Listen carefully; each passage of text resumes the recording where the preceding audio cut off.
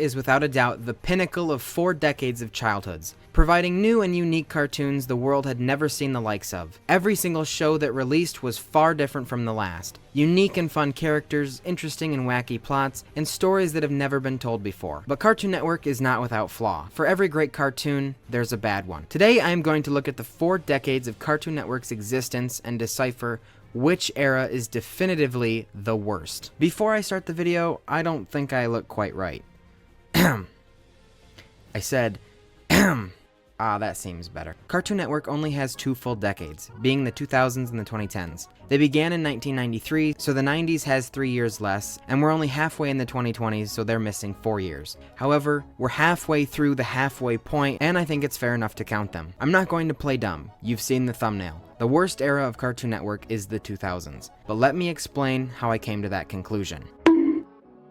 Now let me get this out of the way. I have a video on the best era of Cartoon Network, and I decree the 2010s is the best decade. It is both my objective and biased answer. Yes, I grew up in that era, but at the same time, the shows are fantastic. Without wasting much time on this decade, it offered Adventure Time, Regular Show, The Amazing World of Gumball, Steven Universe, We Bare Bears, Ninjago. Like, I can stop right there. That's how good it was. Each of those shows ran for a majority of the decade without really dropping in quality, and clearly they're popular enough to still all be receiving reboots right now as this video is being made. Even the bad shows of this decade do not outweigh the good, not by a long shot. OKKO, Uncle Grandpa, Teen Titans Go, Clarence, certainly not the greatest, but they are palatable. Unlike the really, really bad ones like Problem Solvers and Secret Mountain Fort Awesome. Disgusting art, poop humor, just don't get me started. I'm really condensing this era, not even talking about certain ones like Infinity Train and the Ben 10 shows, but that's because I've already gone over that in more depth.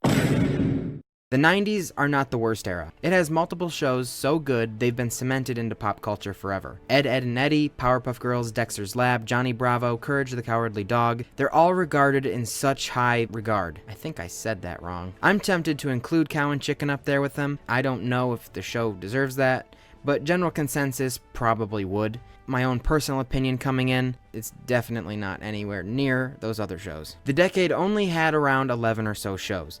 It's kind of like when the teacher hands you a 5-question test, and you better believe you need to answer all of those correct to pass. Smaller sample size, the larger impact one bad show has. 5 shows I've already listed as great, leaving these. The Moxie show is essentially lost media. Watching what exists of this feels like looking at abandoned malls.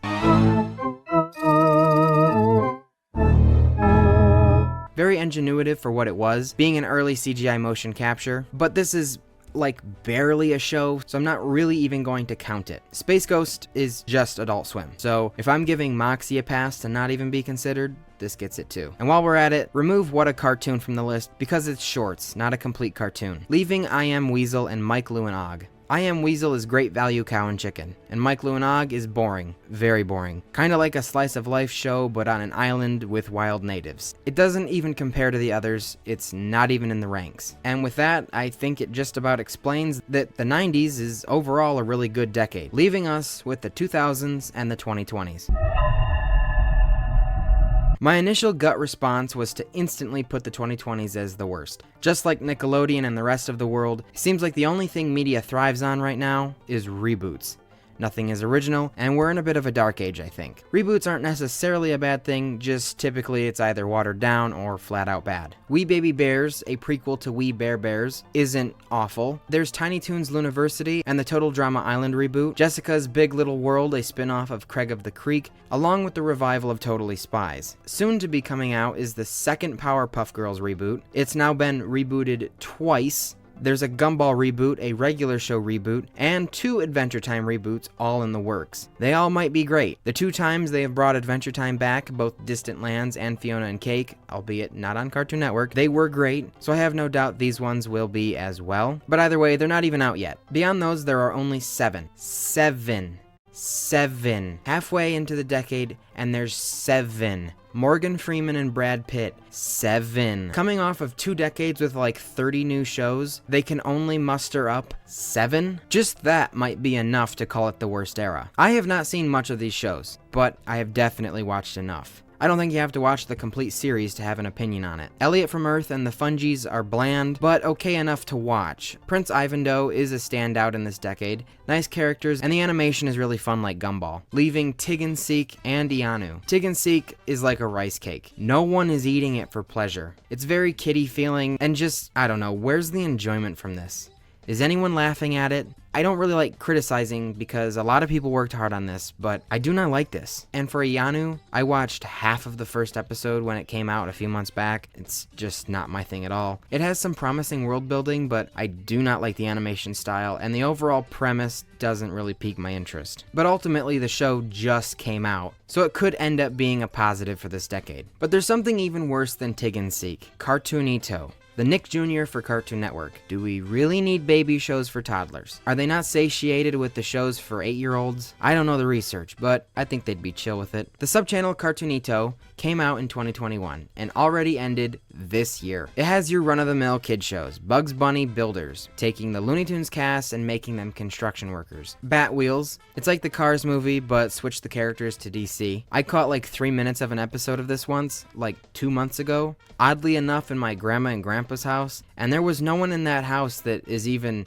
remotely close to target audience. So I kind of question why that was on. The bit I did catch was very, it sort of rubbed me the wrong way. These shows are supposed to actually teach something or give a lesson about friendship and caring and X, Y, and Z. But this episode had a specific political agenda. It was just blatant, and I don't think it's the place for that. At some point, isn't that considered indoctrination? Barney gets an animated show, and he doesn't look the best.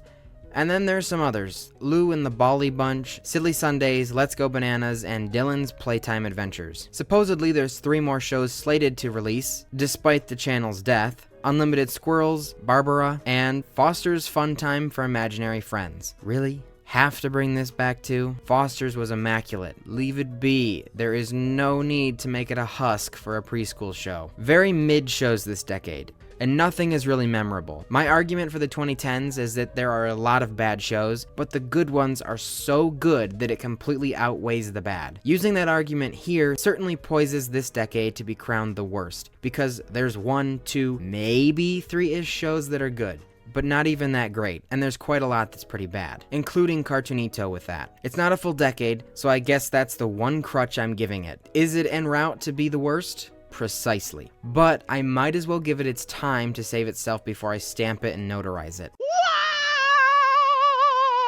Leaving only the 2000s. But hang on, put the pitchforks down for a second, close the pillory, just hang on. This decade has 26 cartoons, according to my count, which could be a little wrong. It doesn't include acquired shows like any of the DC or Scooby shows. Including those wouldn't really change my overall answer. This era undoubtedly has amazing shows. Samurai Jack, Codename Kids Next Door, The Grim Adventures of Billy and Mandy, Foster's Home for Imaginary Friends, and Ben 10. There's more in my opinion, but I think unanimously everyone would agree those are the peak of this era. It doesn't require much deliberation. Then there's like a second tier of shows that, based on my own personal experience and general consensus online, teeter one way or the other. 50% love it, 50% hate it. Chowder and the Misadventures of Flapjack. These shows are held in quite a high regard to tons of people. In their very much uniqueness, it made them acquired tastes. Personally, I greatly enjoyed Chowder's wackiness, but did not like the darkness of Flapjack. There's 2 shows that I would put up in the second tier of great, but online it's about 75 negative, 25 positive. And so I refuse to let my conclusion of what is the worst era to be biased. Camp Lazlo and My Gym Partner's a Monkey, both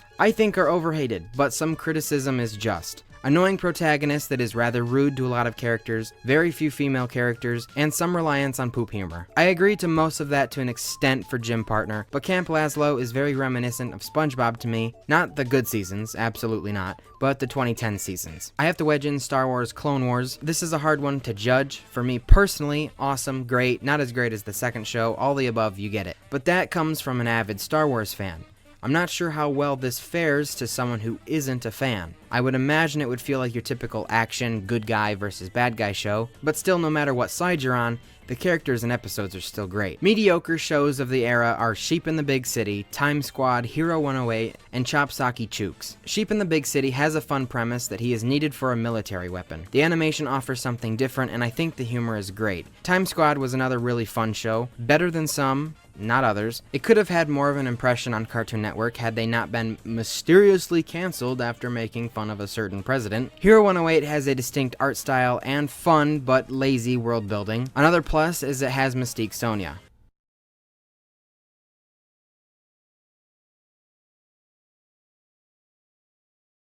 But it is the same every episode. It's not atrocious, but very repetitive. Also, you should check out my video on it. And Chopsaki Chooks. Moving on. The bad shows. Whatever happened to Robot Jones? I don't know what happened to him, but he sucks. It's a slice of life show I have a record of not liking, but the usual human protagonist is now a robot. I just don't think people wanted to watch a robot boy struggle in the human world. Speaking of robot boy. Now I don't know what the online consensus of this one is. This is my opinion. But why watch this when you can watch My Life as a Teenage Robot? Squirrel Boy, same thing as Robot Jones. A slice of life, but the boy is friends with the squirrel. Evil Con Carne, Grim Adventures of Billy and Mandy's lesser half. The Cramp Twins, slice of life again, but I'm not the only one that doesn't like it, everyone else does too. The Life and Times of Juniper Lee, Megas XLR, Hi Hi Puffy Amiyumi, Class of 3000, just forgettable. The absolute last resort. You had to be desperate to turn these on. Okay, I'm being a little melodramatic, but there's a reason some of you watching are just now learning about these shows for the first time. There's a show worse than them all. Johnny Test. Let me just beat the dead horse a little bit more. I don't hate it as much as everyone else. I have probably seen only about half of the episodes, but it's really just generic, unfunny, and annoying. Comparing somewhat similar shows like Dexter's Lab and Phineas and Ferb, they just do the theme so much better. What is absolutely bonkers to me, completely hornswoggles me, discombobulating, disconcerting, bemusing, unfathomable, labyrinthine. I've exhausted my confused synonyms. It's astonishing that this got a reboot on Netflix just a few years ago. That's insane.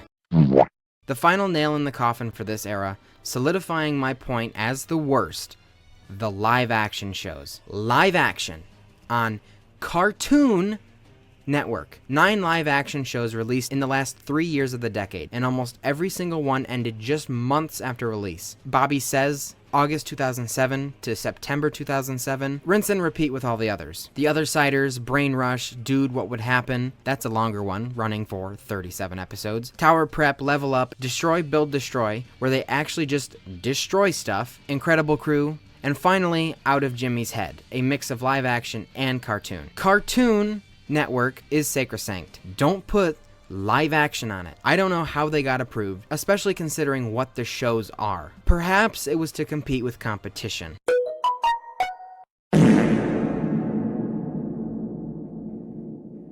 When you factor it all together, not the best shows competing with the good ones 3-1, along with the failed live-action shows, coupled with the fact that the previous decade, and especially the following decade, are better, I can say the 2000s is the worst era of Cartoon Network. The narrative of this video sort of made it sound like this era sucked. It really didn't. It's not even that bad. The standouts were great. There is just a lot of blubber, and that blubber sucks. Anyway, video's over. But I do need to say a big thank you to everyone who has ever watched my videos, everyone who has ever subscribed, interacted, continued to watch, liked, left a comment, sometimes, occasionally negative, not really. But thank you to all of you. This video marks 1 full year of being monetized on YouTube. 1 year and a day ago, July 7th, 2024, my subscriber count was in the 800s. I'm literally so close to 1,000 subscribers, and now it's almost 160,000. That's 200 times 800. So thank you all.